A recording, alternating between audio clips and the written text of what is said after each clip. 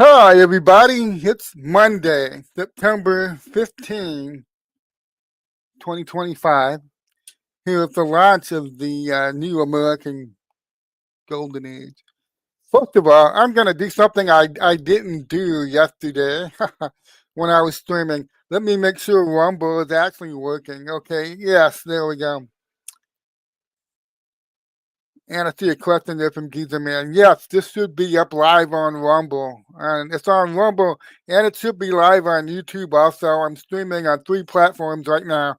If this is working correctly, I'm streaming on Rumble, X.com, and YouTube. If everything works. Okay.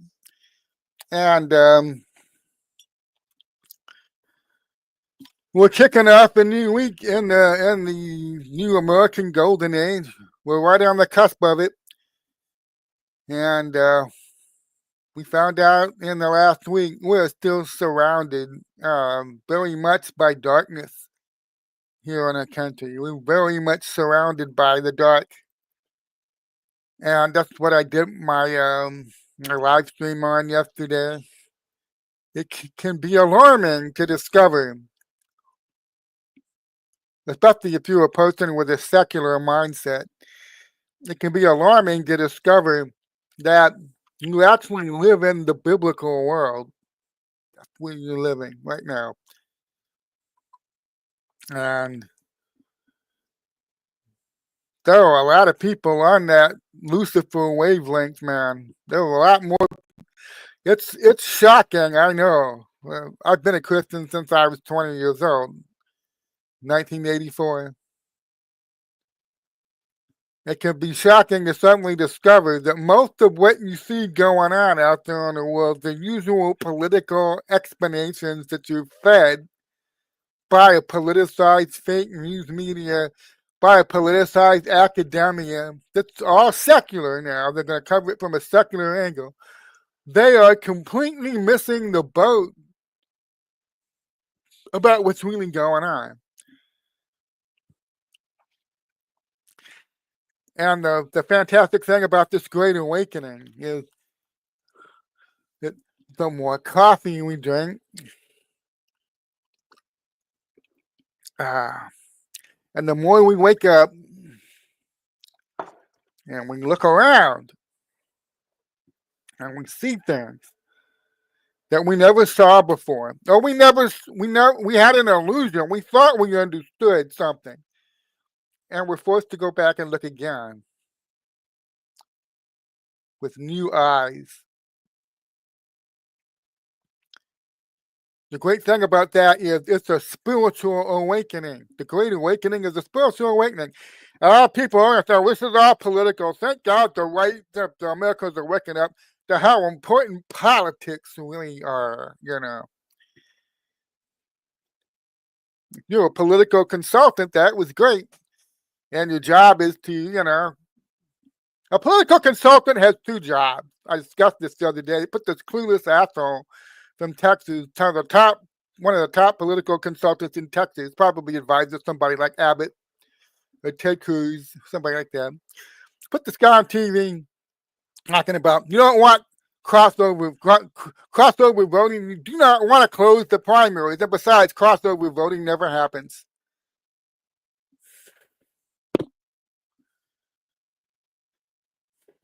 The dumbass political class, yes. They think at first they thought the Great Awakening was awesome. More people getting involved in politics. More money. More money. Okay. They're not all that enthusiastic about the Great Awakening right now. No, our political class. Nope. They don't like the direction this is headed in because it's a spiritual awakening. See, it's not about politics. Team Red versus Team Blue. That's not what it's about. It's about a spiritual awakening. And when you begin to wake up spiritually,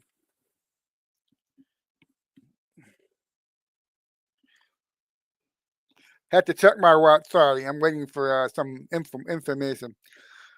When you begin to wake up spiritually, you start to notice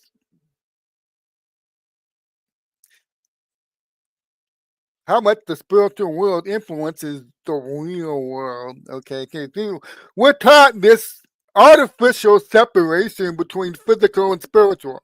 It's all one world. It's all one dimension that we exist in. Okay, you have been artificially taught by Luciferians to separate the two: religious, spiritual, mystical, non-essential, fantasy, and secular, real, scientific, concrete world. The gaseous fantasy spiritual world and the concrete, real, scientific world. You're taught in your mind to pull the two apart and go through most of your life, if you were like I was until I was 20 years old, you're taught to completely ignore that spiritual world. It's a fantasy, it's a fairy tale, it doesn't exist. My dad was an atheist, okay? The day he died, unfortunately. I had no religious, spiritual awakening until I was 20 years old. And I should have said religious. I had a spiritual awakening when I was 20. One of the biggest, most clever tactics the devil uses to keep you spiritually dead is making you think you're awake by creating a fake religion for you to follow.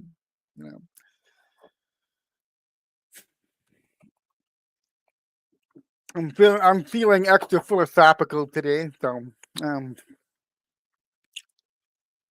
you're taught to pull them apart. Don't do that. That's not right. You will never understand why certain things happen in the world the way that they do. If you have this artificial division in your head, the spiritual, the secular, the fake fantasy, and the real concrete, physical, scientific world,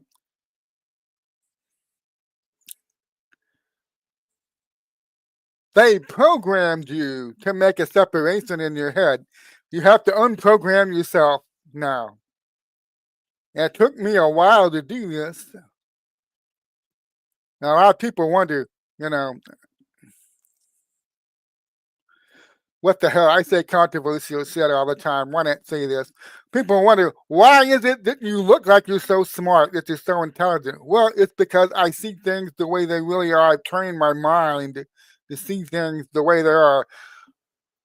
A lot of people around us have been programmed to look at the world a certain way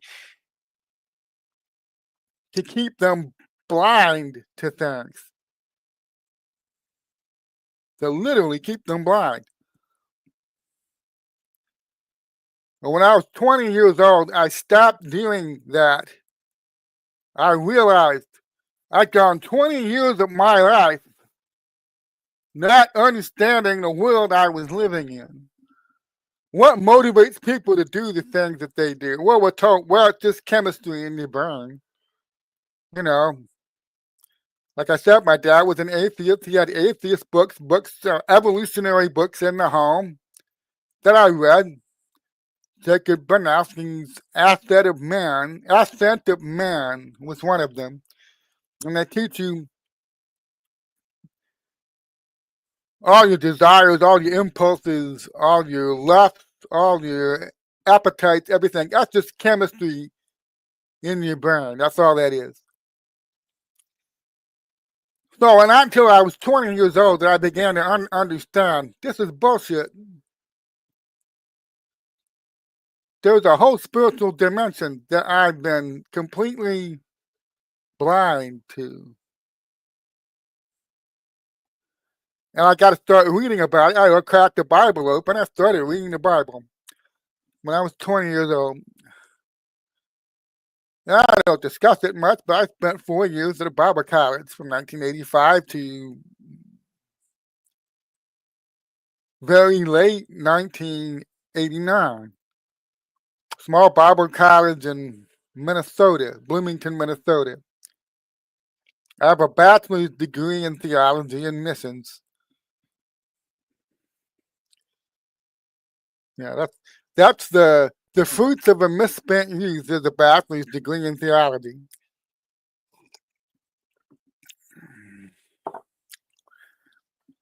I needed that.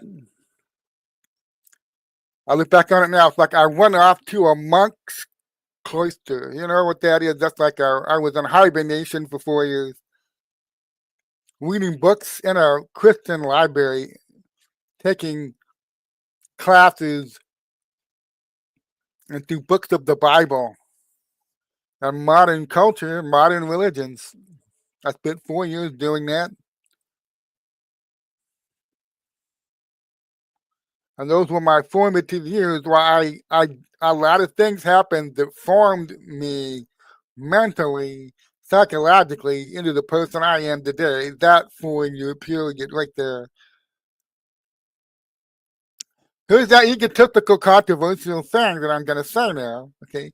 You do not build a mind that is good for examining and critiquing events around you and the world around you. You don't do that in the middle of a crowd, in the middle of all the constant noise. That's not how you do it. So people say, how come you're able to look at something and you come at it from a completely different perspective? I have a completely different mind. It sounds egotistical, I know. I mean, there's that scene in Bandits, Billy Bob Thornton speaking to Bruce Willis. He says, here's the problem with being intelligent. You know what's going to happen.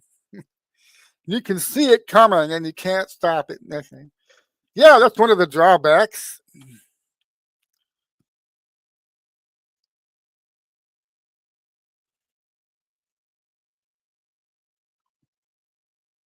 Our culture is deliberately set up to prevent you from developing your mind.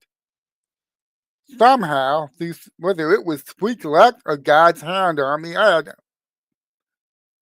Maybe that's what it was. I managed to avoid most of the programming. Maybe, it's a burden to be deaf and not be able to participate in a lot of things when you're growing up as a deaf child and you're in the special education classes and you're ostracized by your peers.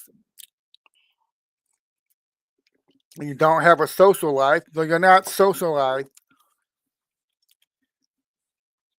You are not shaped and influenced and fashioned into the same type of mindset that everybody else is. Because you didn't want to be independent and you didn't want to be the loner and you didn't want to be the guy always on the outside looking in. But that's where you ended up.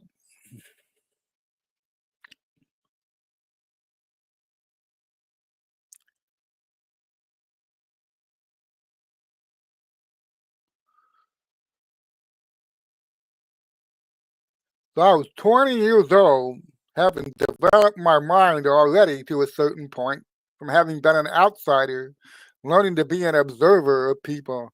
See, I knew evolution couldn't be true. I knew it couldn't be true. My dad's got all these books that I read when I was growing up. I was reading way beyond my grade level. They actually dumbed down. I remember the point I was making, okay. They intentionally dumb you down. They try to keep you dumbed down. Public education in America is set up on the Prussian model. They want to create worker bees. They don't want people that can think. They've been on a program for a long time now, pumping these vaccines into our kids,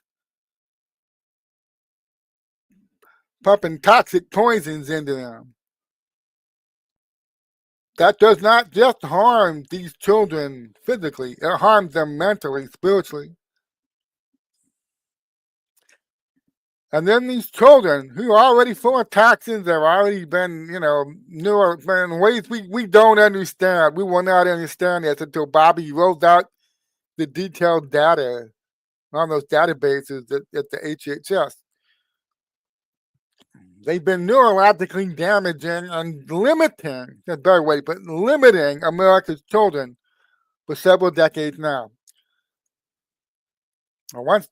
And when they're already pumped full of 20, 30, 40 of these shots, they bring them into a school system, an educational system that is specially designed and formulated to suppress their minds. Teach them, teach them like trained monkeys certain basic facts, most of which are completely wrong. Indoctrinate them with a little bit of fake knowledge, and then hand them a degree and send them out there to be a worker bee and keep the machine going so they can be exploited for the rest of their lives.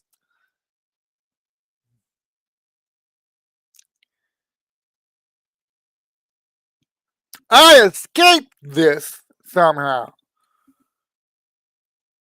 They didn't get me. But it's not like I'm anything special. Anybody else that had the upbringing, probably that I did, would be very similar to me, I think.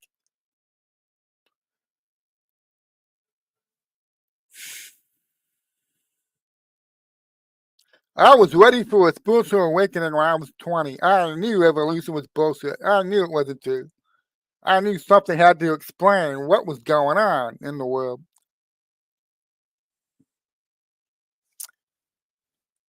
So I had it 40 years ago, 41 years ago, my spiritual awakening. All during that time, encountered Luciferian evil. You see it around you, and you're trying to explain how is it that otherwise rational human beings are doing this shit?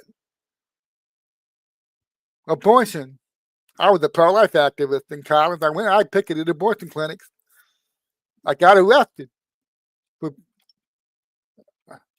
I joined 2 Operation Rescue events and closed down a clinic for a day. I got arrested. Sent to community service.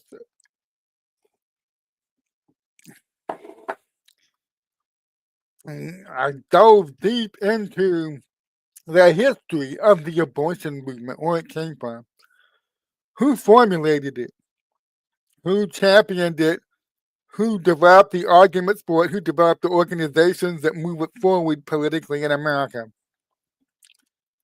So yeah, from 1985 to 1989, one of the key things I researched was abortion. Margaret Sanger, Planned Parenthood, the Fabian Society, the eugenics movement. In the 1880s all the way to the 1920s and the 30s, all this shit went underground after World War II for understandable reasons. Okay, I have a point. I'm going somewhere. I'm about to get there. I've understood for going on 40 years now. Much of what you see around the world, the explanations people give you to explain it, are bullshit. I've understood this, but I wasn't in a position where I could articulate that.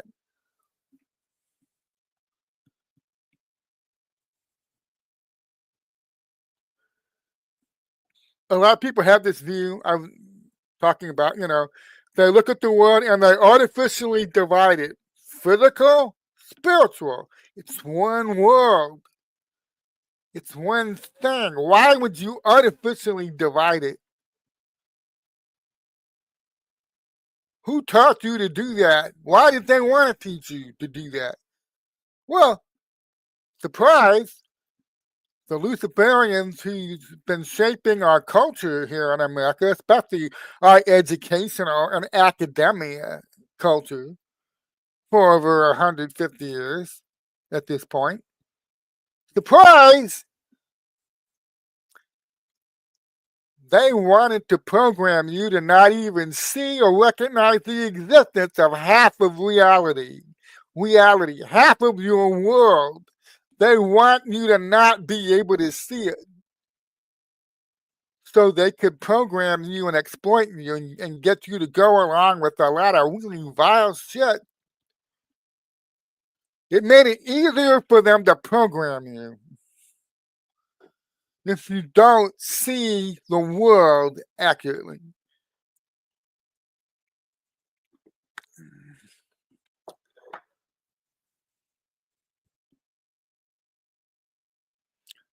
Yeah, Luciferians, man. They're the absolute worst, man.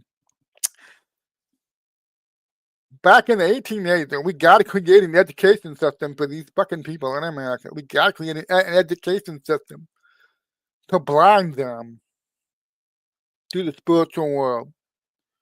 And they send out people in white coats and philosophy professors and academics to sell the absurd idea of random chance of, oh, there's no designer. It's all just here. It all happened because of natural selection.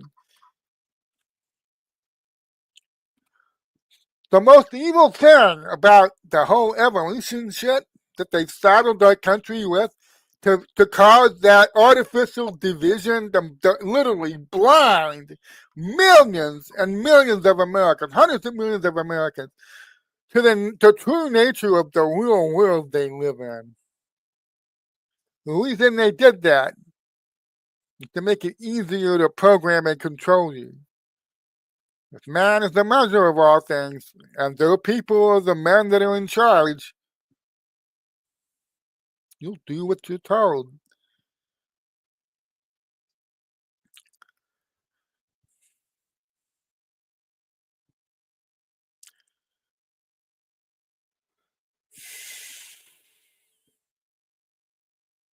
Margaret Sanger's motto was no gods and no masters. The woman who set the abortion movement, played the most key role in establishing one of the most vile and most evil organizations in human history.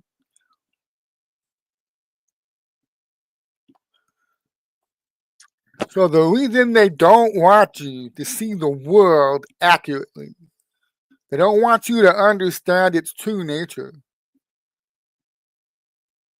They don't want you talking to that other guy.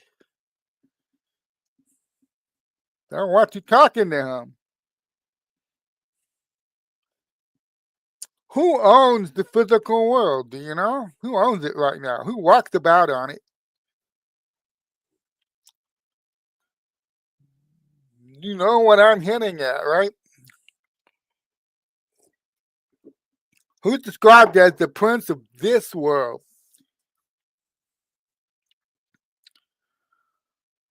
Who in the book of Job, when the sons of God are presenting themselves before the Lord, who comes in walking among them?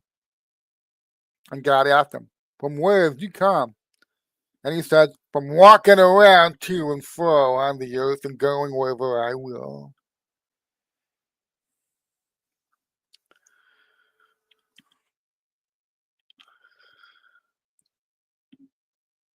They make you do a completely unnatural separation in your mind between the physical and the spiritual, because their guy is the one that's in charge in this physical realm for right now. That's their guy. They don't want you seeing and sensing and being drawn towards that spiritual realm where God is, where Jesus is, where the light is. They just going to completely nip that in the bud and secularly program you. They're going to program you to have a secular mindset. Now, here's the problem for them that they're having right now, because Charlie Kirk was assassinated last week. Two things are happening. two things began to happen and are continuing to happen. Now, one,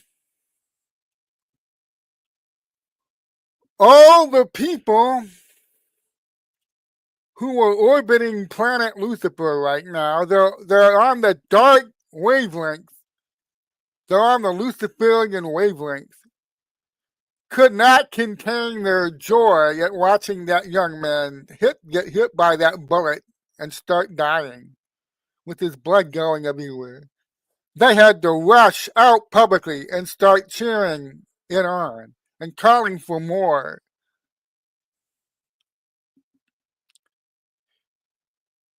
Explain that to me in a completely secular way, how that happened. You know, if you have a secular mindset and the spiritual world isn't real or it doesn't count, just everything physical. Okay, explain to me how that happened. There are all of a sudden millions of people around us who've been programmed to love the dark, to stay in the dark, to move towards deeper and deeper into the darkness. All of a sudden an event happens and they have to tell you how happy they are about it. And normal people who aren't in the dark, maybe they're not in the light. They're not Christians. They don't follow Jesus. They don't believe in any of this spiritual stuff. But they're not trapped in deeply in the dark like these other ghouls, these ghouls that are speaking up and celebrating this murder, this assassination. And they're watching this. That's horrifying. My God, what? These are doctors. These are professors.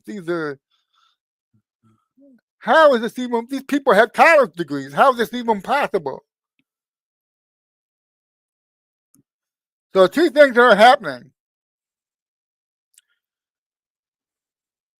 The demonized people rush to celebrate a murder. All the normally neutral people, they're not on team light, but they're not pulled into all the way into team dark yet. They see this and they start waking up. They start waking up. Because you have to explain this. How in God's name could someone watch a young man sitting there just talking to people, just trying to come to an understanding, a friendly debate, see that guy get shot down and go, yeah, we need more of that. Kill them all. How do we end up there? And I'm telling you, they sense it. They sense something when you see evil like that.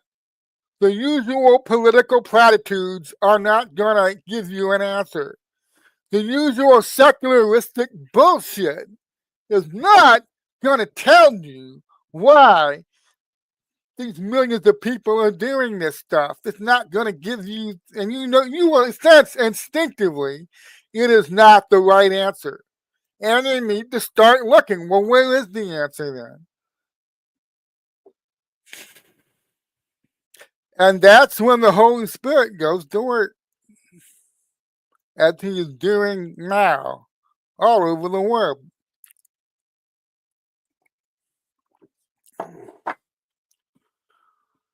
When you seek me, you will find me. He promised this.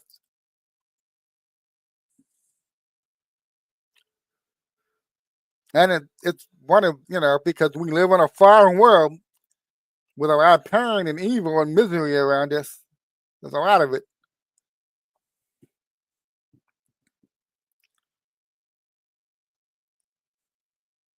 It takes a great evil sometimes to wake people up and out of, shake them out of this stupor.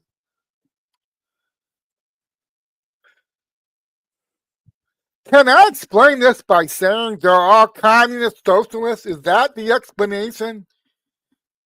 They follow a political ideology of communism. Does that explain what I'm seeing? It can't. That cannot explain it. And so what's happening? You're seeing videos on social media. I'm seeing several so far of people saying, I've never gone to church. I need to go to church now. I've never read a Bible. I haven't cracked open a Bible in years. I never did. I opened it now. So the two things they can't stop, because these Luciferians, they were desperate to stop what Trump is doing. They're desperate to stop what MAGA and America First are doing. They were desperate to stop the Great Awakening, to stop the great cultural shift, a cultural revival. They're desperate to stop it. So they looked at one of the greatest leading voices of our cultural shift, and they decided they were going to go and kill that man.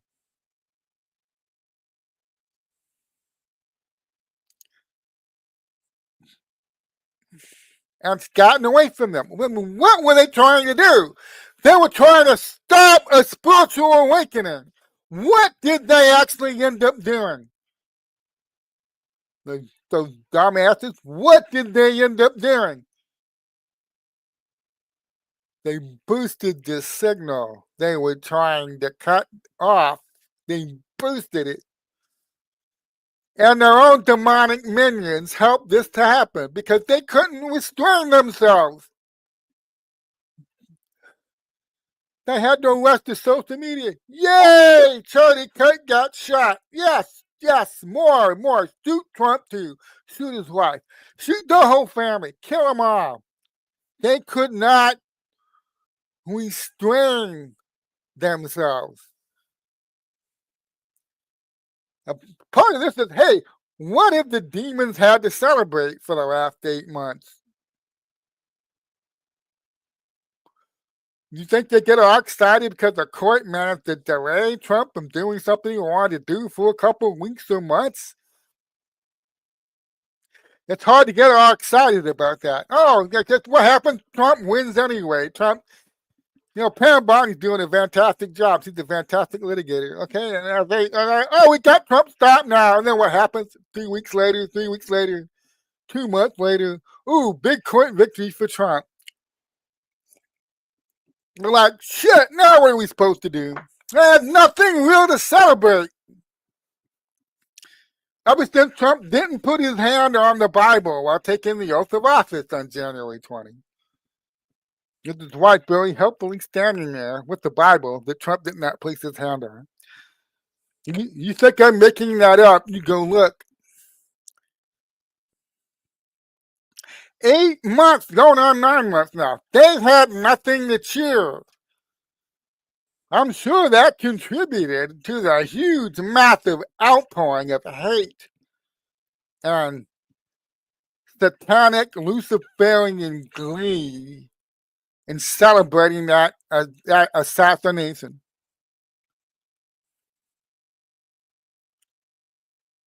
I don't think they understood, the Luciferian cult now.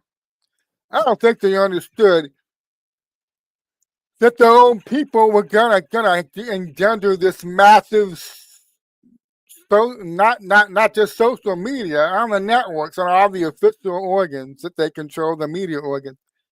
They're gonna rush out there and celebrate. Yeah, he deserved it.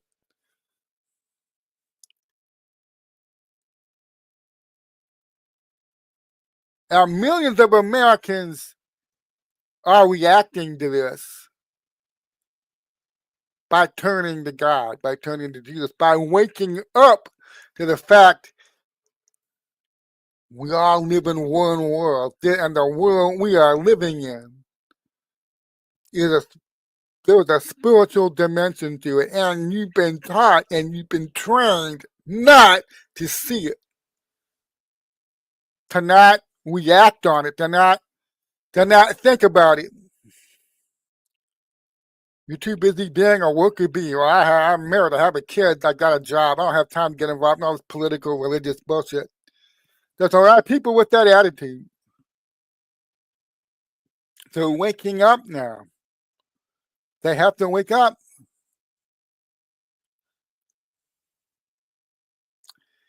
And the more you wake up and the more you see what's really been going on,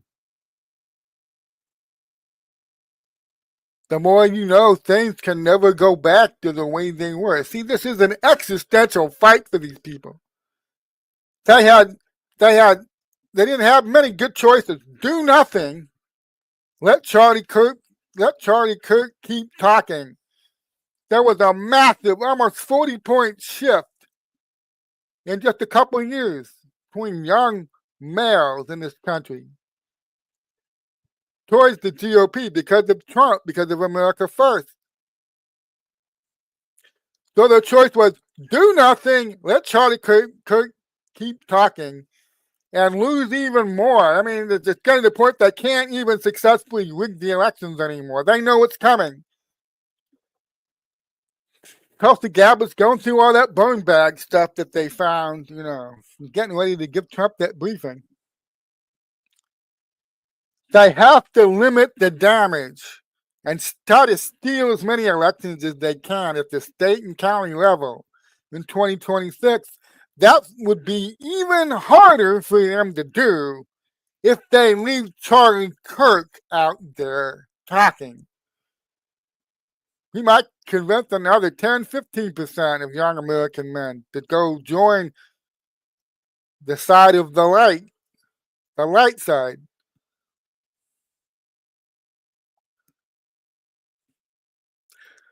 So they chose to take him out.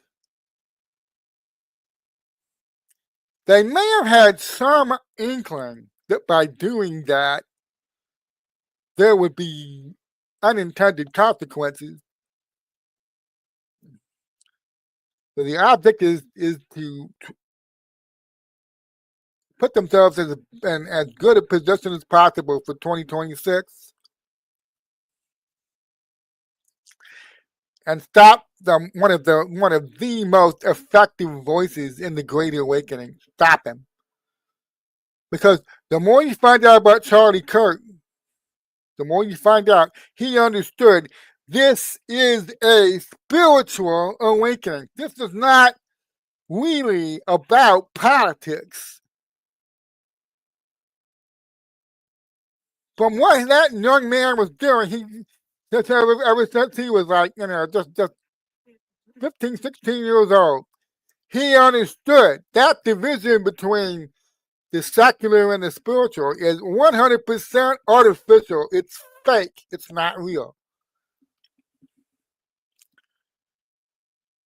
He understood that. And you listen to what he says when he goes and talks to these places. He's very open about the fact he's a Christian, about what God's plan for humanity is. Male, female, get married, have kids, have a large family. What's the other side? Well, what's the other side been doing? What's their agenda? Male, female, match them together, make the transhuman, stop having children, don't have any children, die alone, okay? Degrade the natural order, defy it, defy the old natural order that God created, change it, transform it. Don't be male and female, become the transhuman. That's what they want. It's the spiritual battle. Charlie Kirk was involved in it. They said, okay, so some of it's political. Yeah, the election's coming up in a year. We cannot have this guy take another 5, 10, 15% of those young men and shift them to the other camp. We need to survive politically. But there's also a spiritual thing. They understood what he was doing. And the choice is, let him continue to do that, to spiritually awaken more and more of America's youth, or stop him now. That's the choice they faced. Well, they said, we're not going to let this guy keep talking. We're not going to let him keep doing that. But what happened is they did what they did. They took Charlie Kirk down. They silenced that voice to try to buy themselves a little time. And what's happening now is their worst nightmare is coming true. Instead of one Charlie Kirk, you're about to have a million Charlie Kirks. Instead of slowing down a spiritual great awakening in America, you boosted the signal. You boosted it. And you can't stop it.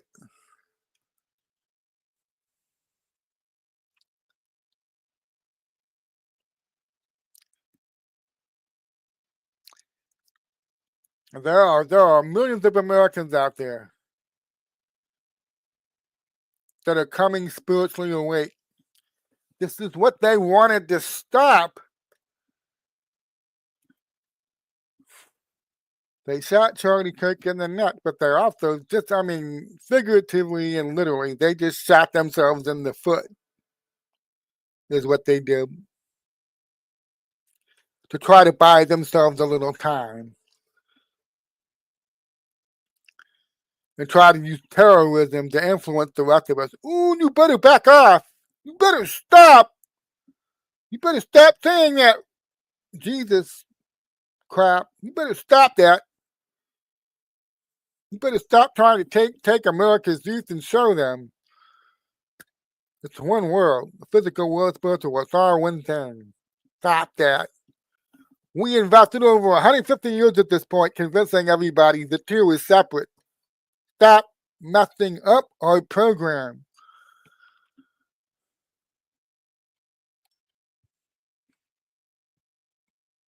But nothing can stop what is coming. Nothing can stop what is happening. They killed one guy. That was the last thing they should have done, This is an evil cult, all right? The options were limited. Kill, don't kill. What happens if we don't kill him? Well, that's bad. They must have seen some things with, let's go ahead and do it. Let's go ahead and not do this assassination. It's which one damages which one do we think will damage our agenda and the least? Which one we are? It's like, which is the less bad option for us? Shoot or no shoot? You go back and look at what was going on around Butler last year. Because I guarantee you, when it came to Trump, they understood that. Shoot, no shoot. Which one is the least bad for us? Trying to survive, trying to hang on. Kill Trump or don't kill Trump. I tried to supposedly kill him twice. Like the Butler, Pennsylvania was an actual assassination attempt. The Ruth asshole at the golf course, I'm still not sure about that one. If that guy was set up to fail, set up to be caught, they can make it look like we got excellent coverage, but Trump now caught this guy before he could get the shot off. At Trump, he still got the fire, of course, but he didn't. He wasn't. None of the bullets came near Trump. But they're constantly faced with decisions like this. As Trump continues to expose more and more of what they've been doing with our institutions, he exposes it, he starts fixing it, he takes their control away. They now have limited control. They're being hemmed in on all sides, and now they're forced into. There are no good options. Which one if we do this or don't do this, which one hurts us the least? Which one gives us the best chance of survival? They understand it's not black and white. Good option, bad option. It's like we're screwed either way. Which one of us? Which one allows us to hang on longer? That's the position they've been maneuvered into at this point. I'll still talk to people that think the deep state's in control of everything, and Trump can't do shit. No, but they can't explain, things that are going on. Now let's get into this this post I made. I said all of that to say this. Yeah, Luciferian cult killed Charlie Kirk. Okay, and the guy who's in charge of leading the FBI's investigation into that. I'm seeing a narrative pincer form to go after him. And they really need to get this guy out of there. They've tried several times at this point. They got to get that guy out of there. Let's go over it. Okay.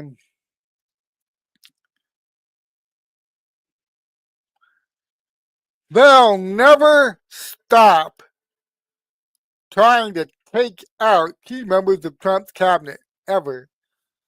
So the targets of the smears by the critics who all know about how they should be doing their important jobs, that'll change by the week. 1 week it'll be Kash. Then it's back to Pam.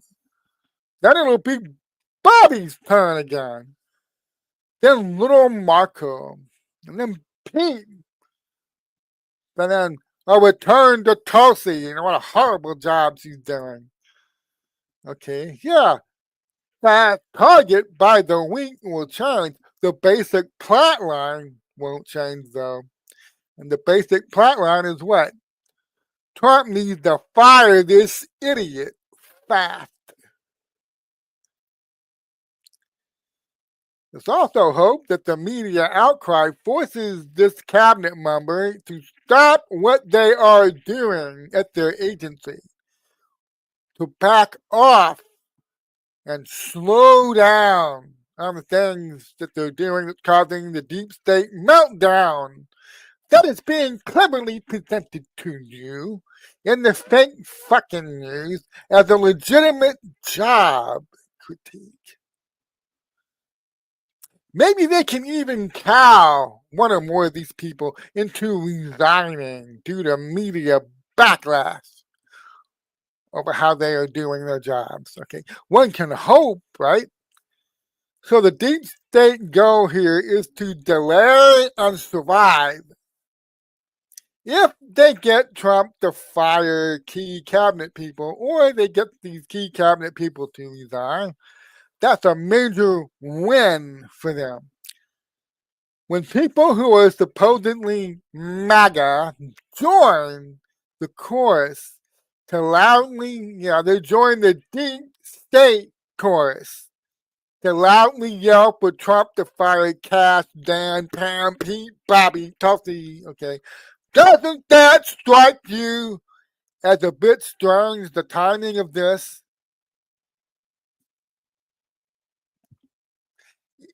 Even a little bit, doesn't it strike you as being strange? Here's what Hans Monarchy had to say. He says, okay, let's go to his post. He's looking at Fox News. Fox fucking fake news. Put out a story. Knives are out for embattled FBI Director Kash Patel, despite Trump's support. Hans made a very perceptive comment. He says, well, look, I have no idea if this is true, but apparently someone wants us to think it is. So sorry for Kash having to deal with this. Of course, he's not a slick political operator like Comey and the usual crowd.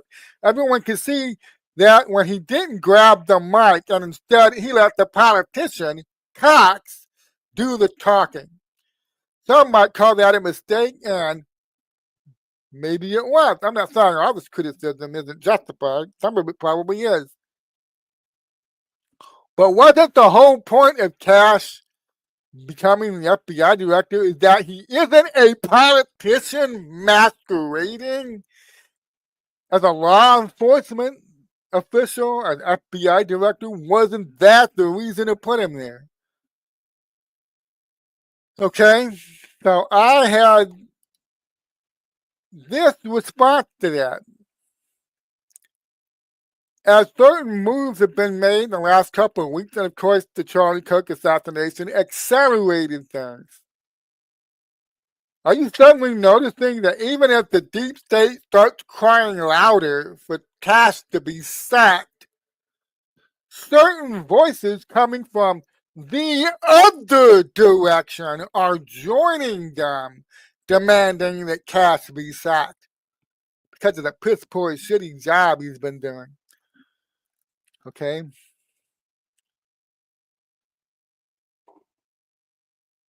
Learn what a narrative pincer is. You know, General Flynn goes into this in his fifth generation information warfare books, a narrative pincer. Two seemingly disparate news commentators, one on the left, the other's on the right. One's non-MAGA, the other's MAGA, supposedly. They're both calling for the same thing from different directions. So I would encourage all of you to learn what a narrative pincer is, because you've been watching one unfolding repeatedly for about 8 months now.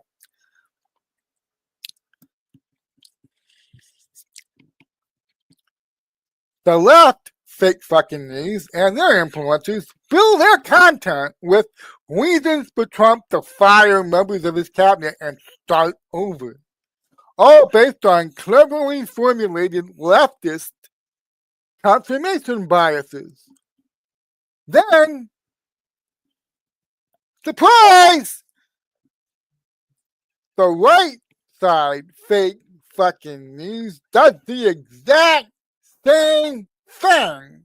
Only they're coming at you with news coverage specially formulated to appeal to your conservative confirmation biases.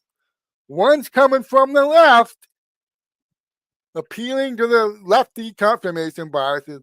One's coming from the right, appealing to your right-leaning conservative confirmation biases. Okay? You're getting it from both. Now, we know a lot of you are going to this next. I know a lot of you don't pay attention to fake fucking news anymore. You don't watch it. But that's okay.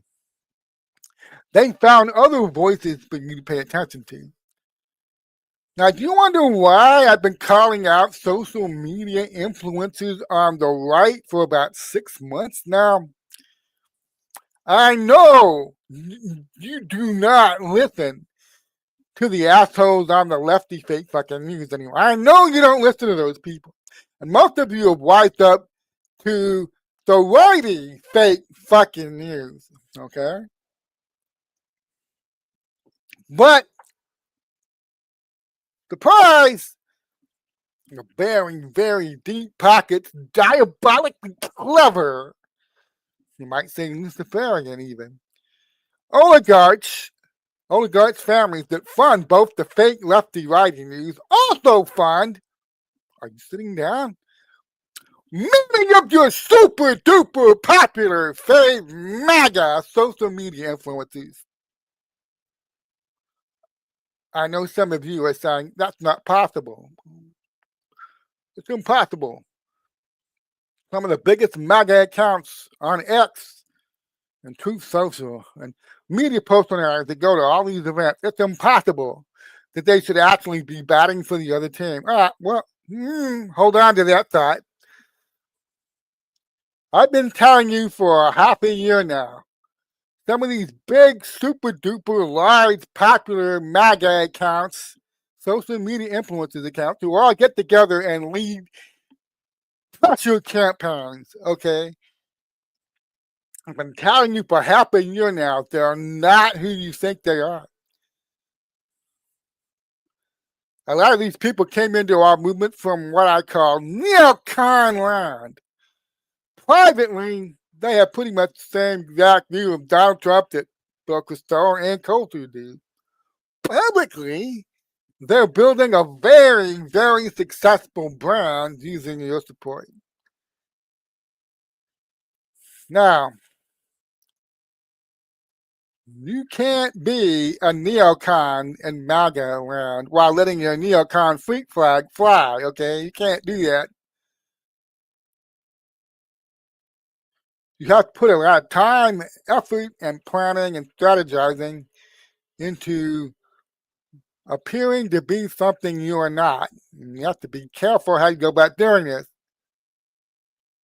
Because the whole goal, of course, is to use your influence on your followers. They knew what you really believe, what you're really trying to do. Of course, none of these people would be following you. So publicly, they're building a very, very successful brand using your support. 75% of what these top social media brand building MAGA people living in the big houses, 75% of what they say is not a script they took money to read, okay?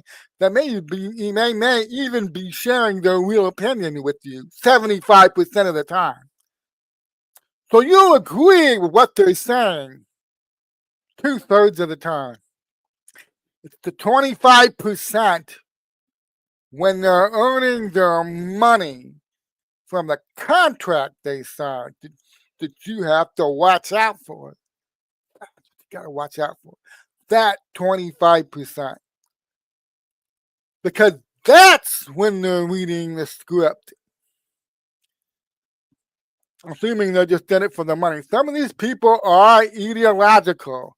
They're neocons still to the bone. They're not opportunists, they're neocons to the bone. Even ideological infiltrators know they can't do a 50-50 split, half true MAGA stuff and half neocon bullshit, trying to steer you into supporting neocon initiatives. They know they can't do a 50-50 split, okay? They know that. No, the most conservative ones, pun intended, will do at least a 75-25 split.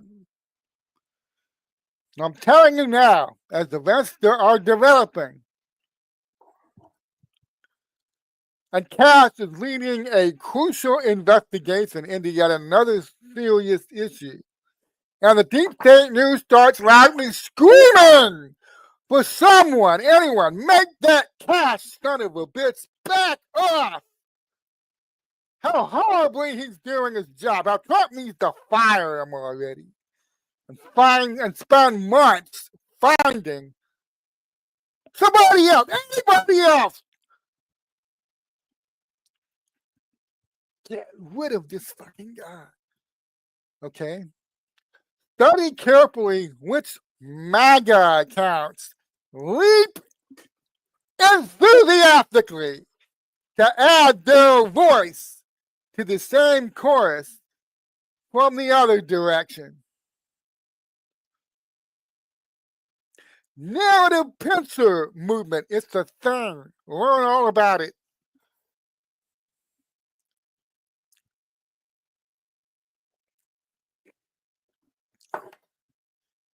Kash Patel was a name to remember for a reason.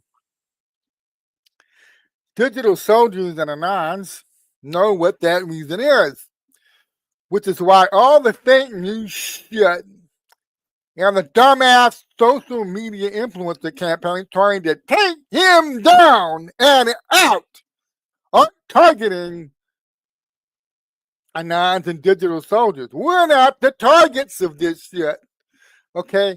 They're targeting the people who just got here in the last year or two.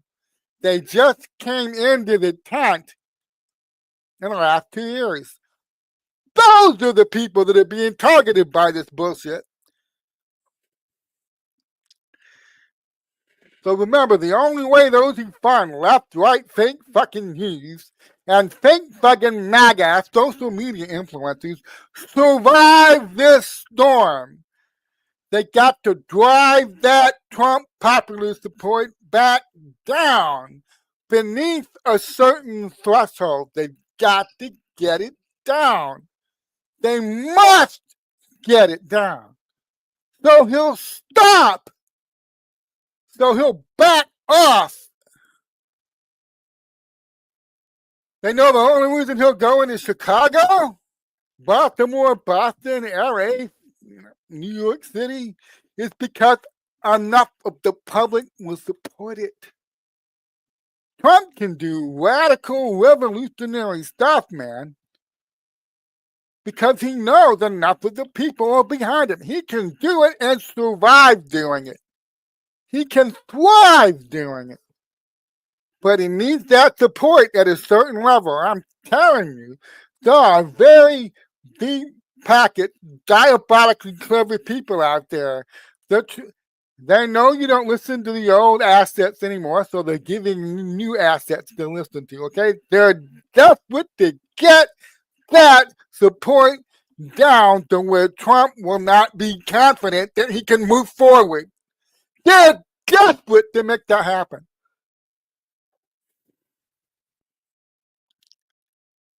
So the first thing the deep state have to do to survive this is, at the very least, make it look like Trump does not have the support to move forward with his agenda for the golden age. Not from the left, from the right.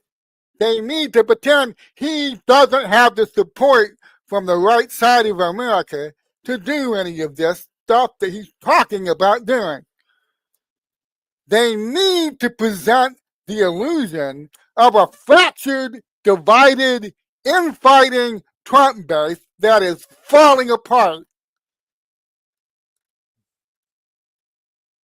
And you, the Trump base, have been the target of vicious psychological warfare operations for going on 10 years now. Nothing's changed. You're still being targeted by vicious psychological warfare operations. Did you know that? You keep winning. Yes, Trump and this movement, we keep winning. And we keep forcing the deep state to frantically shift assets around to where they can continue to try to influence you. Okay, naturally, because their very survival is at stake here, these very super duper wealthy, diabolically clever people put a lot of their time and their money, their effort, and their personnel, and their fifth generation info warfare strategizing into this survival effort. All assets have been deployed. If you don't listen to their old assets anymore, they'll just create new assets for you to follow. Try to influence you that way. And those assets will have to look really good now because you already got victimized by fake news. And you already got victimized. You left the fake news years ago and you started following neocon news. And then you woke up to the fact that neocon news was funded by the same fucking people that run the fake lefty news. And so you abandoned the fake neocon news. Conservative Incorporated. Okay, you abandoned that too. Okay, fine. We will find new people for you to follow. And we'll send them out there. And they'll look really good. Because they got to get you to lower that guard, man. I grew up following fake news. Oh, I got burned. Oh, that hurt. Oh, shit, I'm never believing those people again. So I spent 30 years following neocon news. Oh, shit. Oh, that hurt. My burn was even more severe for that. I only followed fake news for like 6 years. from the time I was 15 to the time I was 20. Okay. I followed neocon news, conservative news. I read the Weekly Standard. I read National Review Online. I watched Fox News without understanding what I was watching. Okay. And I got burned again. Okay.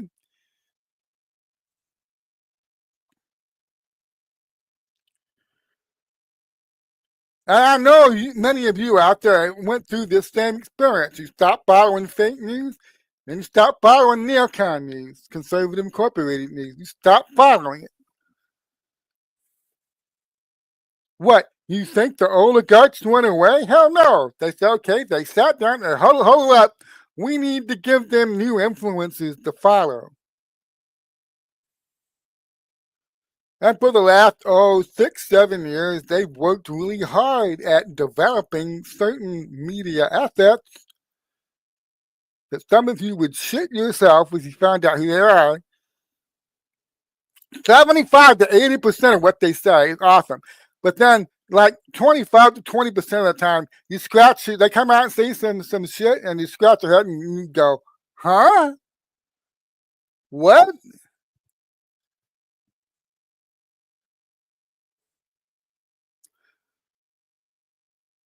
They can't make it obvious what they're trying to do. So, here's my advice to you. Trust no one. I've been saying this for years. I do not want to be your authority figure. I don't want to say something and just have you believe it. That's what they want. They want you to say, I have cool anonymous sources. You can't see who they are. Trust me, bro. Trust me, bro. I have cool anonymous sources in the White House. And they tell me, Trump don't stop us hiding shit from me. Okay. And tell me that this posting on Trump app is undermining. And nobody else can see it. I'm the only one reporting this. I've got inside sources at the White House. Trust me, bro. No, fuck you. Fuck you, bro. Fuck you 8 ways on Sundays.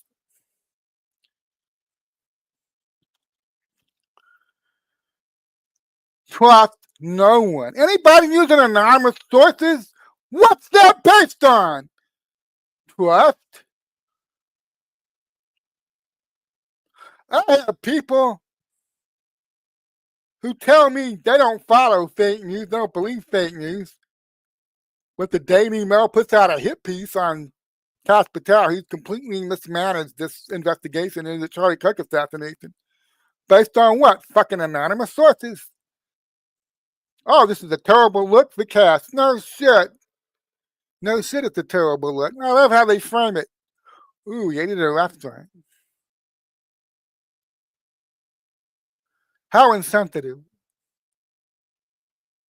Did you pay attention for the last 10 years when they did this shit to Trump? Oh my God, this just happened. Where's Trump? He's on the fucking golf course. What the fuck is this guy doing? Well, there you go. Told you he doesn't take the job seriously. Told you should have never voted for him. Obviously, he's not up to the job. Flipping asshole.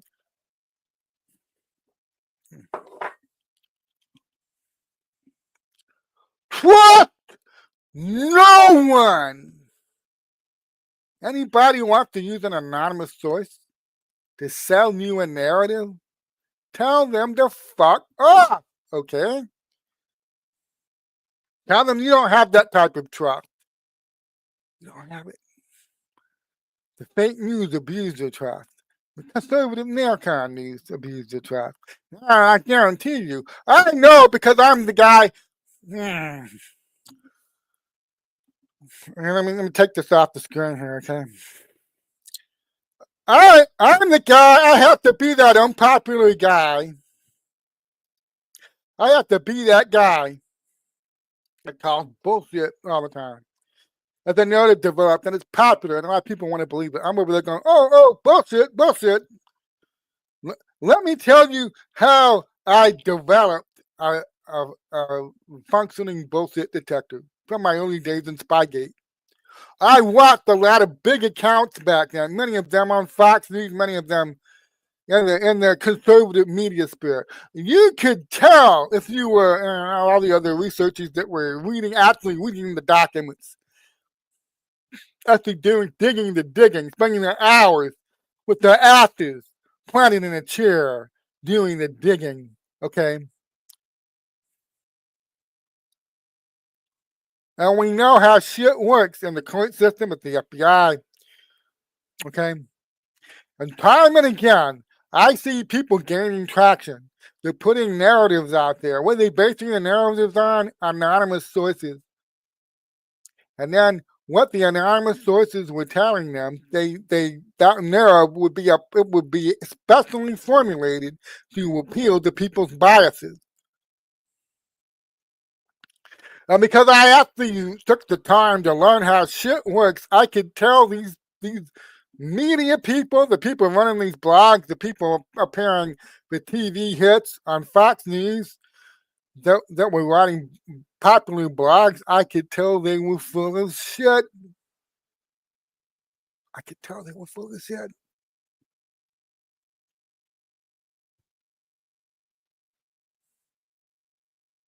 Anybody remember True Pundit? Almost every other blog post he made was about his high-level sources inside the FBI that were telling him stuff. We didn't just get this from the left. People on the right started doing this anonymous source bullshit too. It's easy to say, oh, that's fake. They're making that source up. Or they're inflating the resume. This is some low-level, bottom floor coffee fetcher just parroting back to this reporter the story that they want to publish, the narrative that they want to put in the front. That's all this is. It's easy to spot that when the low-level or fake source is being used to spin a narrative that rings every single lefty confirmation bias. Every single one of them. That's easy for people to spot. You know what's harder? And this is what I learned from 2017 all the way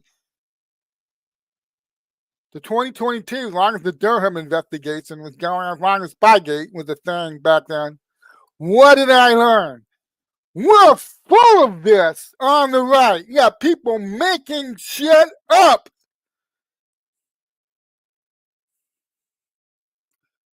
They couldn't even get basic FBI procedures right. And having an anonymous source claim to them, the FBI did this when they recorded their interview with General Flynn. They don't record interviews. They use 302 forms. They're not allowed to record anything.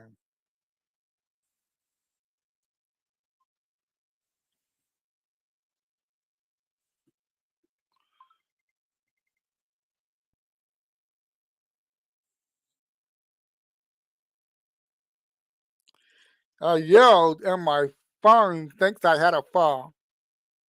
I just had to say, no, don't make an emergency call. I'm okay. Yeah, Apple Watch, you're going on timeout. Sorry.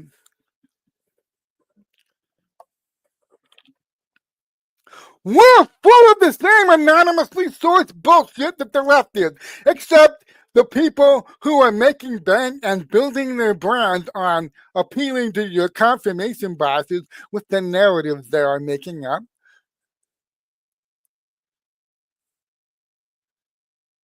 They're doing it from the left. They're saying, okay, what confirmation biases do people on the right have? What do they want to hear?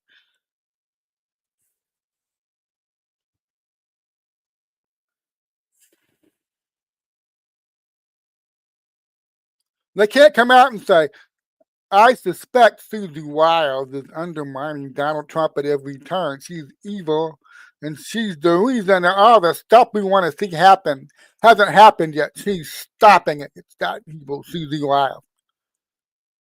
Or Pam Bondi, for some reason Trump just lets her sit there and not do shit. And I got it. Oh, but it's different. They go, they can't come out and tell you that themselves. I suspect that. No. They invent an anonymous source to give it oomph to give it some power. I have an anonymous source inside the White House that tells me that Susie Wiles is a very bad egg. Bad egg. I have sources inside the FBI tell me Kash Patel is a fucking lazy dumbass who's not doing anything.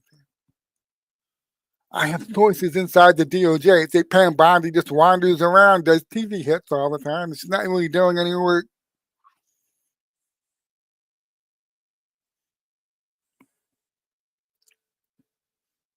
I have an anonymous source on the planet Mongo who tells me that this is what, I kind of had a half-formed joke there. I just lost it.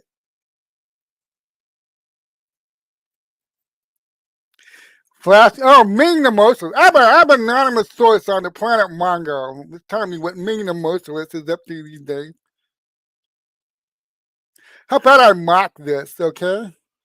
But look, when people dress this up and they release a blog post, I have people close to so-and-so that are telling me this, and they don't identify anybody, and they launch rumors and they launch narratives and I'm telling you, a lot of these people you think are on our side, this is what they're constantly doing to attack Trump's key cabinet members. And they've been doing this shit for 8 months now. And I'm over there. I have to be that guy. I have to call bullshit.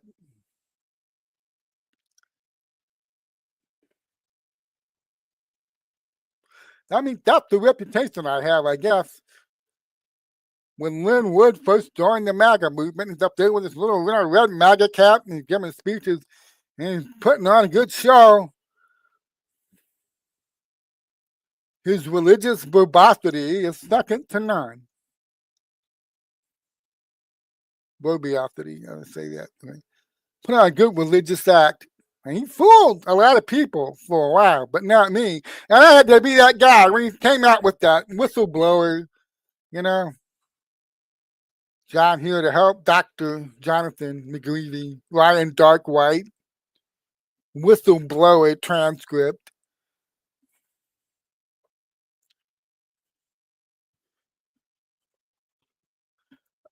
I had to be that guy. I had to call bullshit. Sorry, bullshit.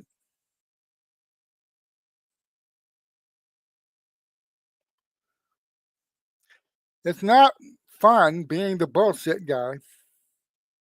Greg Phillips shows up. They do 2,000 meals. He makes all kinds of claims about himself, being an election integrity expert, covering international elections and doing shit around the globe.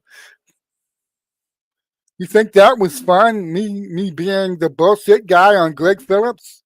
To point out that he spent 20 years working in the Mississippi and Texas governments, creating after he got a high-ranking job that allowed him to control where government, very lucrative government contracts were signed.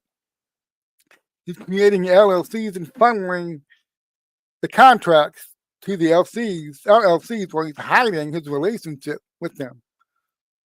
And when I called him out on this, I'm told, well, see, he was helping to solve the corruption. Yes, I guess that's a perfectly viable technique for combating government corruption. You create an LLC and then use your high-ranking government job to funnel contracts to it on the slide, and nobody knows those are your companies. That's a real, somehow I had somebody explain this to me. I'm not going to say who. Somebody explained this to me. He was a hero. He was fighting the corruption. And that's why he made these LLCs, and that's why he's sending that money to the LLCs. Yeah. That's not fun, having to go public with that. When everybody thought Greg Phillips and that other person involved in this were about to pull that ripcord, and at long last we were going to prove the 2020 election was stolen. Okay, that's all water under the bridge now. It's going to happen anyway. You're about to find out exactly how they stole the 2020 elections because somebody very helpfully collected those bone bags full of the documents. And by some miracle, they made their way. They survived to make their way to Tulsi Gabbard, who is now going through them with her team to be delivering a briefing to Donald Trump at some point, hopefully in the near future. That will show you exactly how the 2020 election's going, how they go about rigging it down to the county level, how the machines are involved, how the Social Security Administration was involved, fake Social Security numbers, how various NGOs were involved, and somewhere in there, they may even find certain apps that were used to facilitate some of this. It's all coming out. So hey, water under the bridge. But I often end up having to be that guy when I discover something and I realize that somebody who's been put on a pedestal, who's being presented as something, is actually not. You're the one who has to. Excuse me. Somebody had to do it. Might as well be me. So we have very popular social media influencers out there that have very large followings. They spent a couple of years building their street cred. And every now and then, they're handed a script and they sign the contract. You see, they took the money.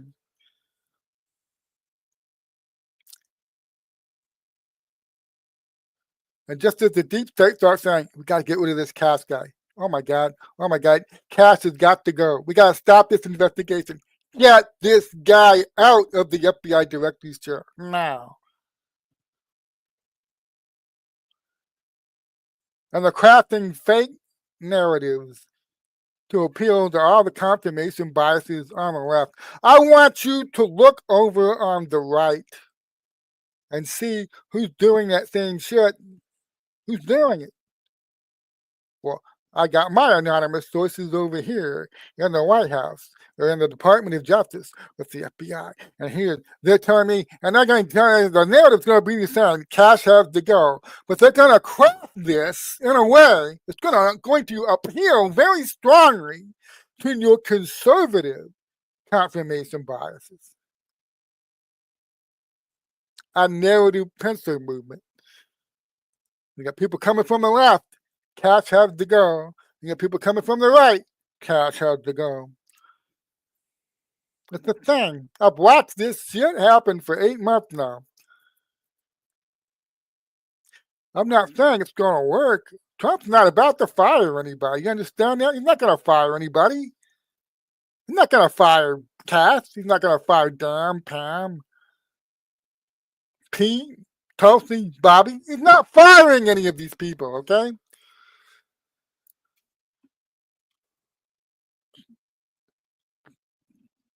Well, because it's not going to work, why do I bring it up? I bring it up because it is affecting a lot of you.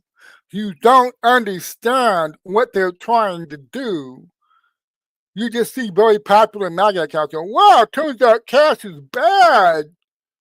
Kash not doing the job right. Kash has to go.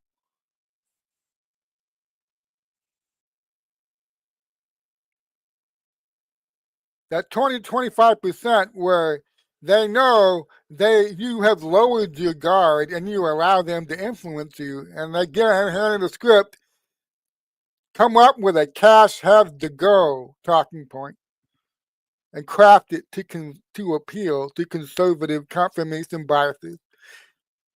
And they do. That's what they do. They're paid to do this. A lot of them are. Some of them, it just may be ideological. They're so neocon down to the marrow of their bones. They'll do it for free, I guess. Some of them will. But most of them are paid to do this. So approached by some very diabolically clever deep pockets people. Now we got our lefty guys making up all the Kash must be fired narratives. And they craft it according to, in a way that will appeal to the left-leaning progressive Democrat confirmation biases. Your job now Earn your money, okay? The money we already paid you. Your job now is come up with a right side version of that, where you've got to appeal to the conservative confirmation biases. And we need people on the right to start yelling right alongside those on the left. Cash must go.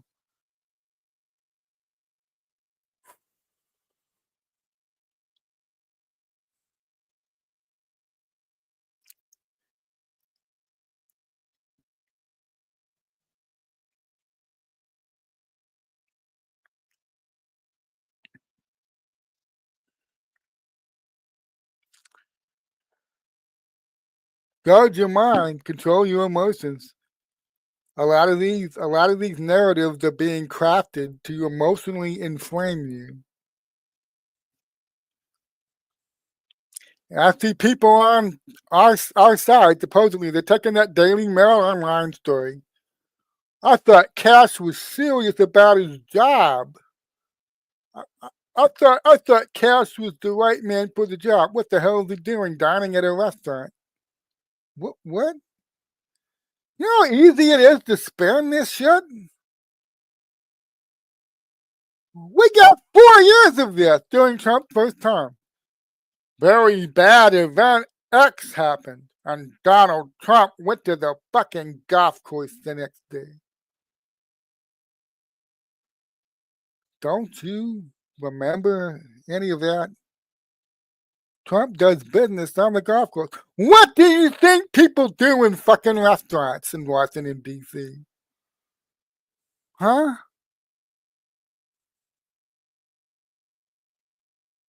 You think business isn't discussed in restaurants? This is stupid. I've had to watch this stupid shit unfold for 8 months now. And I know, the reason I started this broadcast the way I did. This shit does not work on me. Now, why does it work on so many people? I tried to touch on that. Why does the programming, the bullshit narratives, why do so many people get sucked in? They can't, like they try not to, but they can't help it. Why do they end up being sucked into it?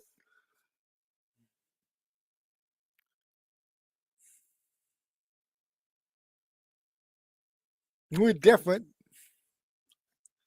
But you can train yourself, It just takes time for some people. Maybe I got a head start 40 years ago.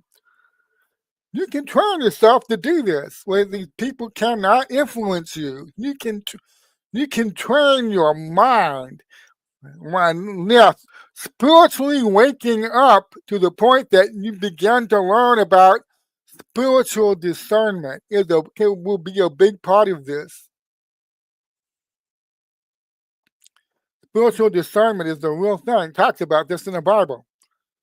The more you become awake to the spiritual world, the more you learn to read, I guess you could call it vibes. Read vibes off of people, frequencies, wavelengths.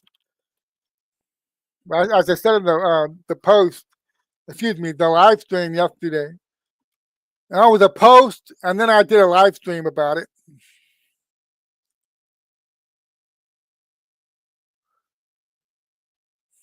Nikola Tesla said, all of reality, all of the, we call it the world, or we say the universe, all the universe is based on several things. Light, wavelength, frequency, sound. That's what makes up the universe. That's what makes up this one world that we live in. Spiritual, physical. It's one thing. And when you begin to wake up spiritually, you've been like spiritually deadened or blinded your whole life, and you begin waking up.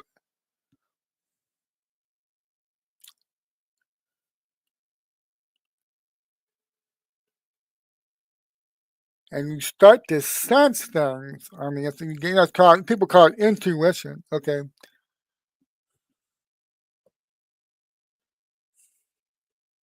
They're putting Ryan Ruth's picture on the screen. It's distracting me.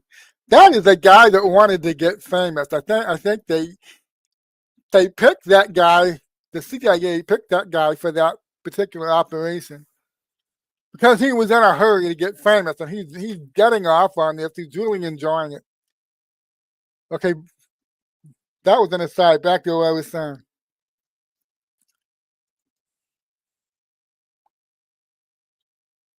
Spiritual discernment is something you have to develop. It's like a muscle. You have to use it.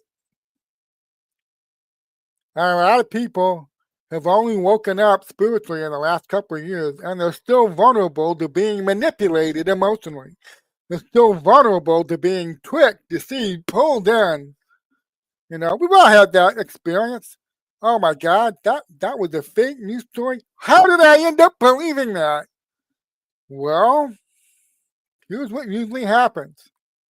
Somebody crafted a very well done fake narrative to appeal to your confirmation biases.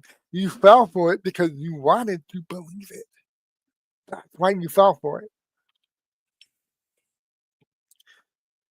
And this shit is going on 24/7 constantly on social media. Yes, they do it on broadcast media, print media, radio. Yes, they do it there too. But man, you really see this nonstop on social media, YouTube, X.com,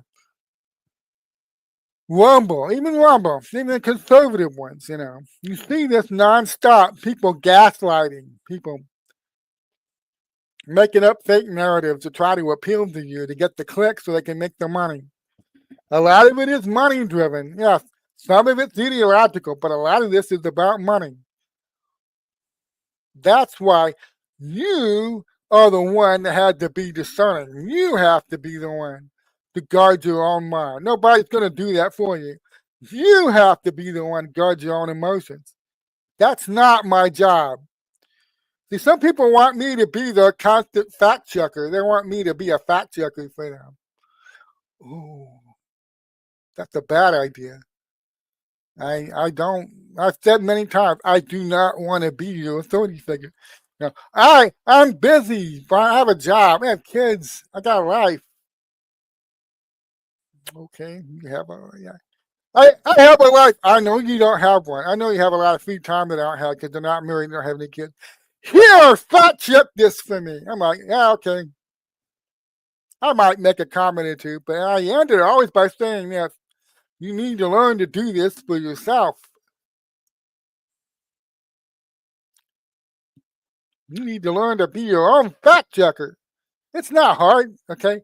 Yeah, I think one of the things why I like some bitch I know and Tracy Baines is that they will show you how to use these resources. You ask them, they'll show you how to use stuff, how to go find stuff. Now, we have AI now. If you know how to use it properly, don't fucking go ask AI which is the better political candidate for this. Don't do that. No. Stick to researching actual facts. Don't do that. I can't believe people do this. I went to Grok and I asked Grok who the better president was. Who would have been the better president, Ronald Reagan or Walter Mondale? Why the hell would you do that? I went to Grok. I went to Chat GPT and I asked Chat GTP, okay, whether it was pro-life or pro-abortion. Why the hell would you do that? Why? Why would you do that? The people have been taught, they're already being conditioned. AI is an authority on everything. Oh, no, it's not. Oh, no, it ain't. It's only good at researching basic facts if you use it correctly, which a lot of people aren't doing, and I can see that every day on social media. People incorrectly trying to get AI to do something, settle a political opinion, settle a religious question.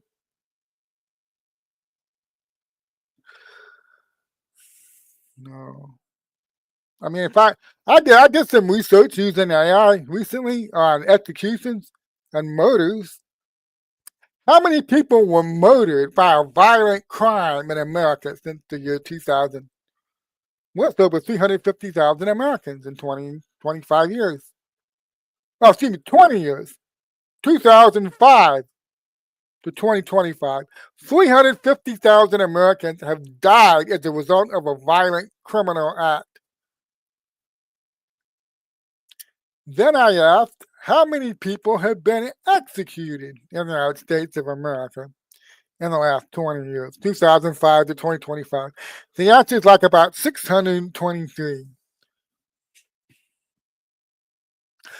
Over 350,000 Americans have been murdered, killed by a violent act, deliberate violent act in 20 years. But only 623 people have been executed.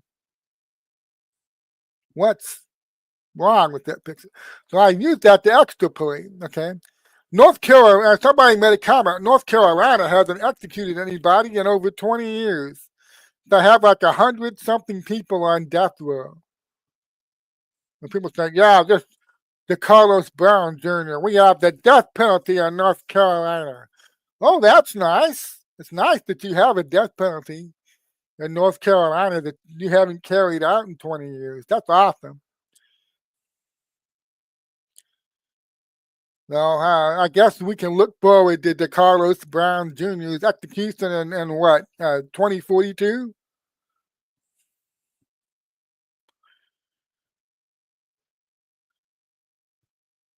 As long as you stick to questions of basic fact, AI is fine.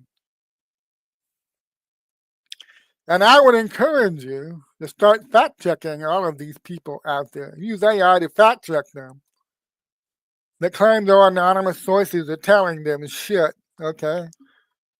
About cats, about what's going on inside the White House. You know, these people are using the first sign. They're constantly having to resort to anonymous sources because nobody will talk to them on the record. Why do you think that is?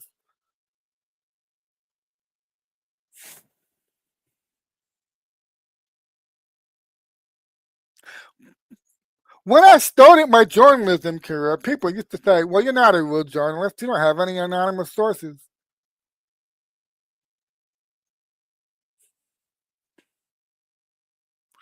I said, yeah, I know. I'm not like Tupac or those other guys. I talk about, I've got friends in the FBI that tell me things. You saw a lot of people were able to keep their grift going for a while doing that shit. But eventually, where'd they go? You know, they feel real powerful when they're making shit up. They can't even get basic investigatory facts right that a fucking 1-minute Google search would have told them that.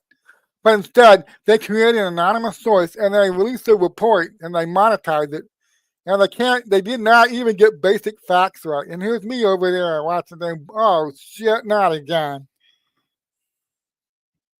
And I got to try to clean this up. Almost all of it's attacking Trump, or Don Jr. You know, oh, how stupid was he to have that Trump Tower meeting with the Russians? I'm watching this shit. Okay, not again. But I always knew what was going to happen in the end. Where'd these people go? Where are they now? Oh, that's terrible. That's awful. What happened? Oh, gee, that's so sad. Ooh, what happened? They told too many lies that are all fell apart on them. Too many people realized that not only did they not know what the fuck they were talking about, they were getting basic facts wrong. They were having their anonymous sources feed them those narratives that were based on incorrect facts. And the illusion collapsed on them. Why am I still here after 10 years? Why? Well, because I never had any anonymous sources. I'm not taking some quick, easy way out where I just make shit up and I try to bluff everybody and I try to sound like I know what I'm talking about. I have to wreck my health by planting my ass in a chair and spending long hours, building up my body fat and my blood pressure, while also researching and cataloging the actual facts on issues like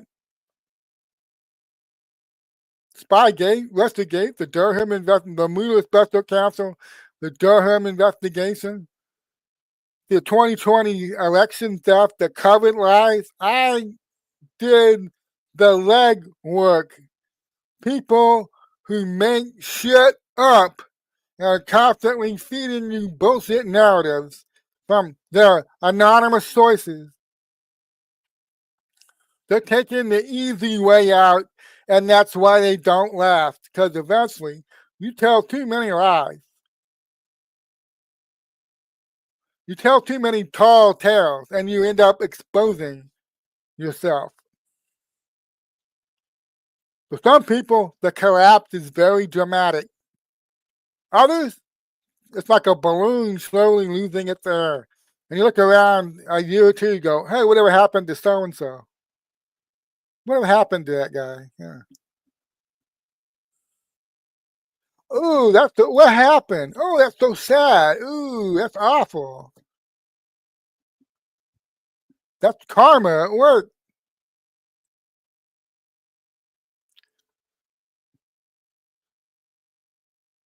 The more lies you tell, the more of a lying foundation you end up standing on. And the more the sand's going to start shifting underneath you. That foundation is not going to last. So I fully expect, I'm trying to take care of my health now. I should briefly mention as an aside as I get ready to close. I've injured both my shoulders and my lower back over the last 6 months. You may have noticed some of the weight is coming back. That's true. I can hardly move. So I'm struggling with some things, yeah. But I'm aware of a lot of what I need to do to improve my health now. I plan to be here 10, 20, 30 years from now. I'm going to take care of myself. And I'm going to last. I'm going to keep doing exactly what I've been doing without sitting, for 16 hours a day, though. I'm going to change that, all right? I'm changing that. Changing my diet, changing my health, getting out in the sun more. Yeah, I'm doing all of that. I want to be here for another 20, 30 years. I'm 61. It's not like tomorrow I suddenly go, oh, I want to tell this narrative. I think I'll just invent an anonymous source, to put this out there, because I know it will appeal to a lot of people and it will get me more followers. It will get me more subscribers. There's people that do that on Substack, Yeah, they're still doing that shit. They still make shit up.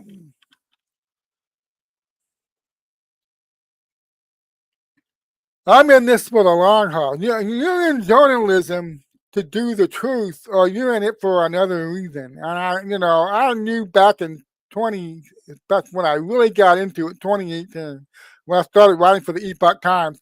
And listen, my attitude towards this job was 180 degrees different from a lot of people. Because now, the Epoch Times and then Uncovered DC with Tracy Baines, people were actually paying me to write this stuff. I did not view that as, oh, great, I've arrived. Now I can start faking it till I make it. I've made it, and I can start faking it. No, I had 180 degrees the opposite reaction. I'm being paid to write this stuff now. I better research twice as hard now and get it all right and make it all factual. Because I'm being paid to do this. I was volunteering to do it on Twitter. Even when I was writing at Breitbart back in 2013, I didn't make any money from doing that. I was giving those columns away. From the time I decided, when Andrew Brightboy died in March 2012, I'm getting out of this. I'm getting out of this stance. I'm getting onto the field. I'm getting into the fight. And I wrote it. I started a blog, and I wrote and I wrote and I posted and I wrote and I posted from 2012, and I wrote it briefly for a nine-month period in 2013, and then I went back to my blog from 2013 all the way to 2018, when I was invited to become a columnist at the Epoch Times. I developed a foundation. Get it right. Do your research. Know what you are talking about. If you don't know something, don't comment on it. Don't fake it and act like you know what you're talking about. If you get something wrong, admit you got it wrong. Learn from it. So when I branched out to being a paid political columnist, I'm a professional now. I make my living doing this. It was a hobby before that. Now somebody's actually handing me cash to comment on. And the great thing about working for the Epoch Times is they did not limit me to just Spygate. I got to write about COVID. I got to write about the homeless problem in America. I got to write about gun control. I got to write about the China virus origins. I got to go way beyond just Spygate. Now, all kinds of commentary on the broad spectrum. They allowed me to do that.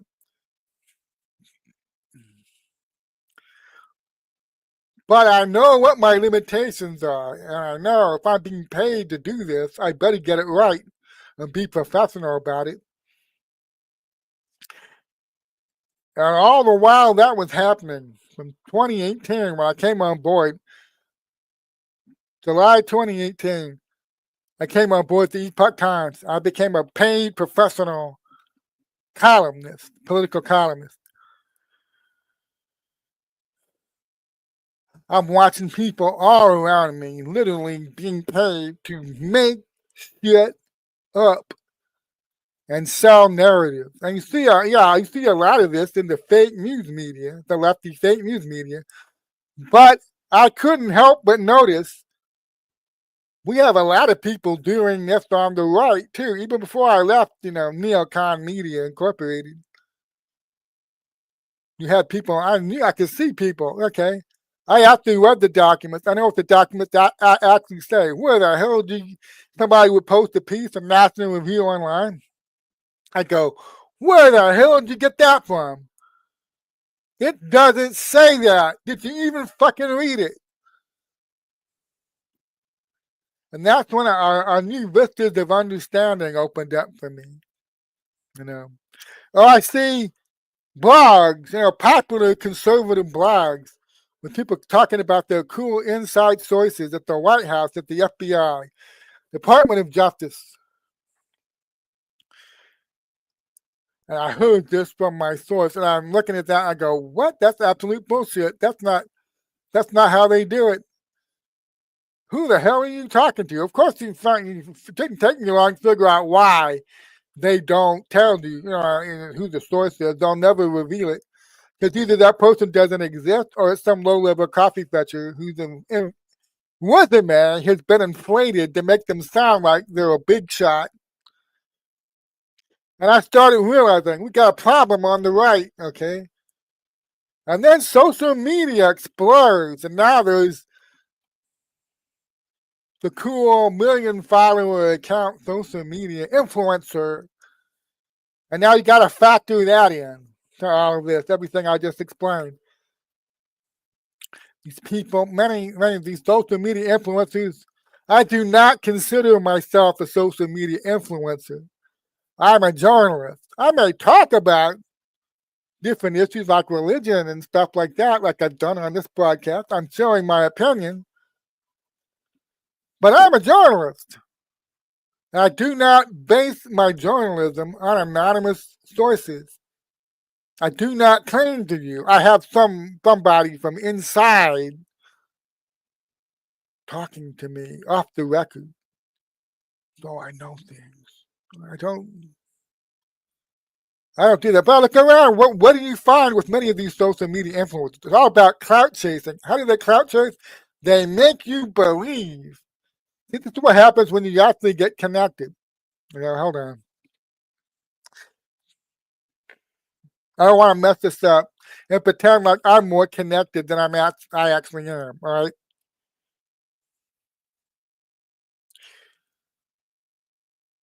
When you talk to certain high level people that followed you, and you DM with them and you talk with them regularly, okay,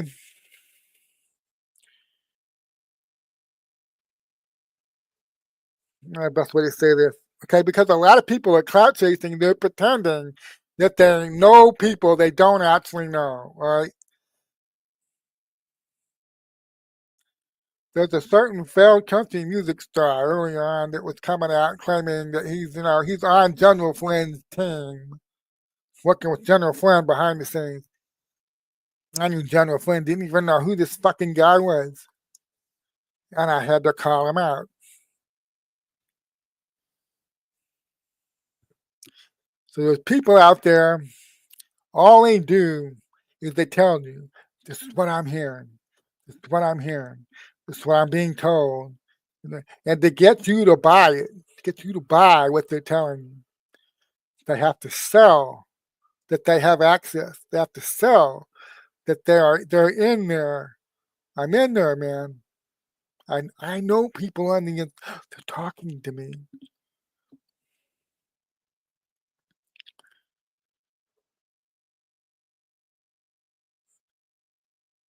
Fucking ludicrous. So we're at the 2/3 of the way point of saving our country and restoring it to what it should be. And a very small team of people, maybe less than 10 of us, are involved. They don't know all the details. That inner circle around Trump that really knows what's going on and what's coming.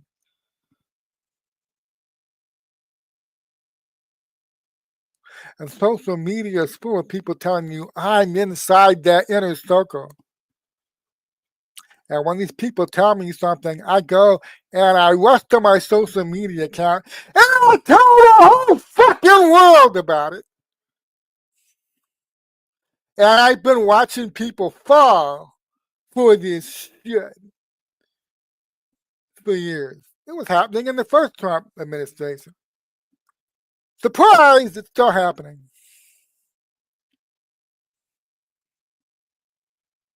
I've never been in the military,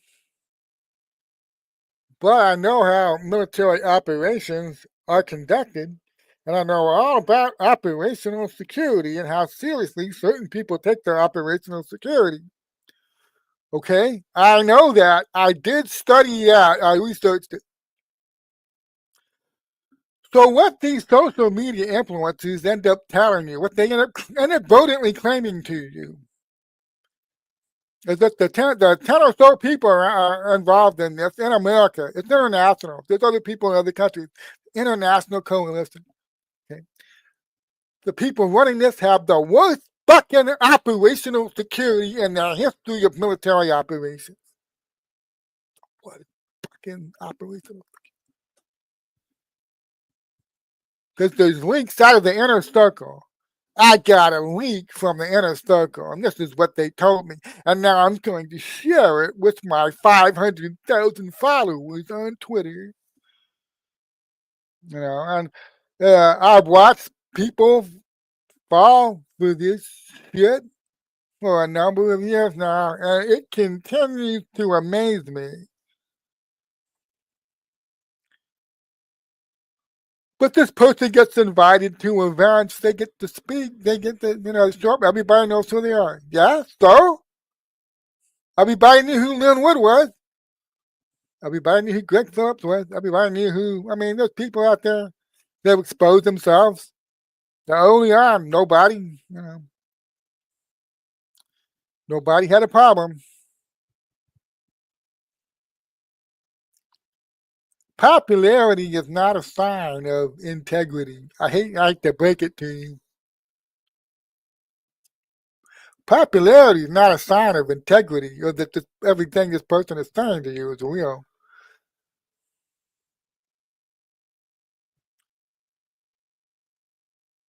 The Bible warns about people who tickle their ears and they build a following and they get popular. But what they're preaching is poison. You think there's some sort of hidden organization behind the scenes? If they decide they're going to hold a Patriot event, they screen all the people that show up there to talk? Well, there isn't. Nobody screens any of this shit. Hey, Tracy Beans just moved to Florida. You know, when I first started writing as a journalist, and I started going to events, Tracy Beans is the person that showed me the ropes. And she was involved in a lot of events, and she told me I didn't even ask. She volunteered a lot of this. The drama that goes on behind the scenes at these events. What, you think they're screening out people? The people that don't tell the truth, the people that make shit up. All you have to do to show up and speak at one of these things is have a following that will bring in eyeballs, bring in people to come attend and pay for a booth. Boom, you're in. And then the massive drama that goes on behind the scenes. Oh, I had no idea that bitch was going to be there on the stage with me. I'm not coming unless you take that bitch off the stage. You'd be surprised at how often that goes on. And that's not like the big CPAC events. I mean, I'm talking about AmFest and these other places that I went to. I found out, the promoters of these events, the constant behind the scenes drama that goes on. If Dana Loesch is here speaking, I'm not coming. Sorry. Person A is not coming if person B is there. Person B is there. Okay, so you get rid of person B, person A is there. Ah, but you didn't know that person C has a problem with person A.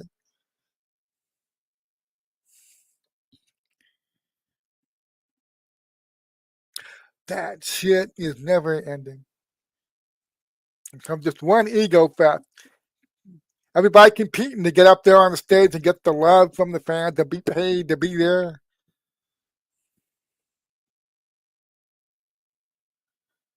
Some of the people that show up to talk at these events, yes, they make up shit. That's part of their act. They may do some good things, don't get me wrong. Yeah, okay. But basically, they're building a brand through deception. I'm on General Flynn's team. You ever hear me say I'm on General Flynn's team?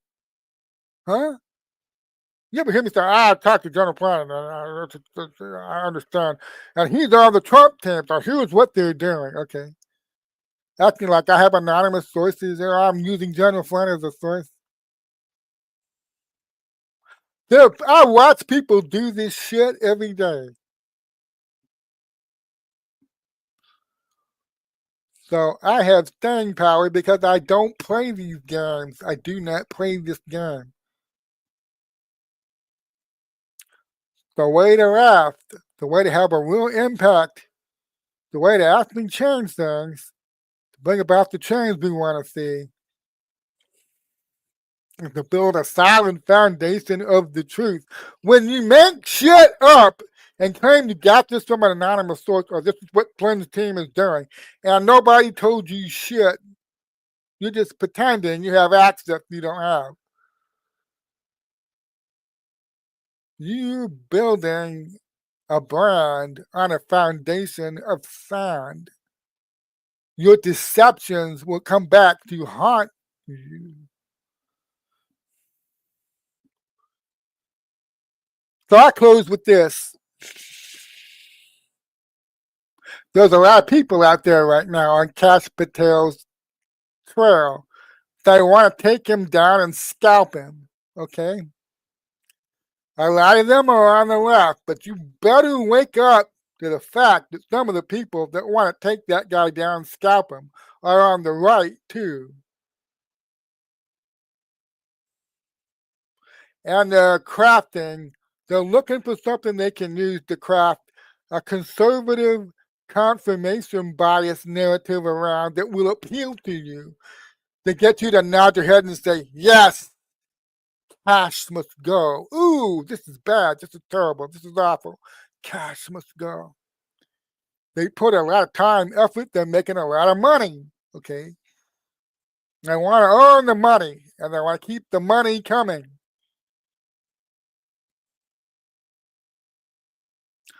Trust no one. Verify everything. The next time some fake news organization prints a story attacking Kash Patel for doing business and sitting down and discussing business in a fucking restaurant in Washington, D.C., and they spin it like, ooh, look at how inept and incompetent this guy is. Look at what a mistake he made eating in a restaurant right after Charlie Kirk got assassinated. But it's not coming from the left. You have people in MAGA bringing this out and joining the chorus. We knew, wow, Kash just demonstrated he's not the guy for this job. Time to get rid of him. Okay. Understand how they are attempting to manipulate you via your emotions. While we thought Kash Patel was a serious guy, turns out he's not a serious guy. This is what they do. I've been watching them do it for 8 months now. The target, it's like a revolving door. The target changes by the week, sometimes by the day. Today we're going after Bobby. Tomorrow we're going after Pete. Next week it'll be Tulsi's turn again. And then we'll go after JD. And then little Marco. Meanwhile, Linda McMahon's over there getting ready to utterly gut the Department of Education like a fish and debone it. Nobody's paying attention to her. There's all kinds of great things going on. Don't listen to these assholes that are out there and they're being paid to craft confirmation biases to get you depressed, to get you distracted, to get you to think the wrong people are in these key jobs. And Trump's made a serious mistake. And he needs to fire Kash. He needs to fire Pam. We had 8 months of this shit. I was telling you at the time, I had to be that unpopular guy and say, this isn't what you think it is. It's not what you think it is. Well, thank you, all 2,103 of you, for watching me on this Monday afternoon, for spending the last 2 hours with me. Okay, I'll be here again Wednesday morning, 10 o'clock. I mean, I've kind of gone from doing nothing, I thought I was biding my time for a long time. Now, I wasn't going to stream. I was just going to try to stick to my Substack because I was waiting for development. Okay, those things started happening about 2 months ago. So now I've gone from doing no streaming at all to doing about 6 hours a week. So every Monday, Wednesday, and Friday at 10 a.m., I try to get out and do this show and talk about things. And I had no notes for any of this. I just winged it. I think this is what God wants me to do. I found if I try to tie myself to the notes, I end up feeling stilted. So this was completely noteless. I'm a noteless guy, yeah.